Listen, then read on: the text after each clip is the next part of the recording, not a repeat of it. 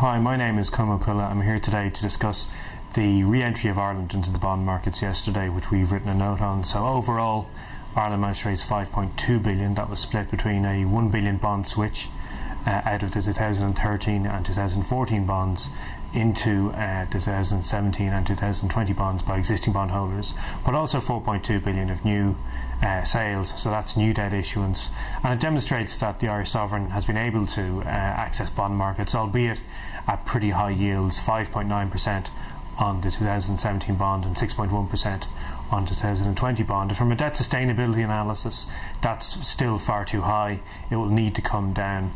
The current deficit reduction plan is based on a nominal GDP growth rate of around 4.5% in the medium term and an average interest rate on the debt of around 4.9%.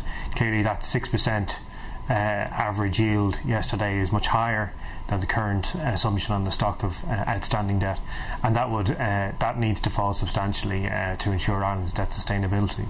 I think markets are clearly looking forward to the promises from EU leaders to take further action to help Ireland's debt sustainability, perhaps funding for the 3.1 billion funding requirement to pay down IBRC's promissory notes and ELA assistance from the Irish Central Bank, and also perhaps capital injections from the European Stability Mechanism. That's clearly very uncertain still. The ESM has yet to become operational, and any capital injections will need to come after a European financial supervisory body, most likely operated by the ECB, becomes operational as well. So the risk is still there that markets could be disappointed by EU leaders' support or lack thereof come October, and the yield is still quite high at the moment. So it's certainly a very positive sign, and the overall size of the new sales, 4.2 billion, was well ahead of expectations, and it is a positive sign that Ireland can get back into the markets, has met budget targets, and that's been received well.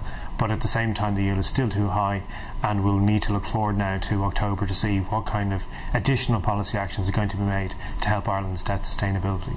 So for more on this, please see our website www.davy.ie.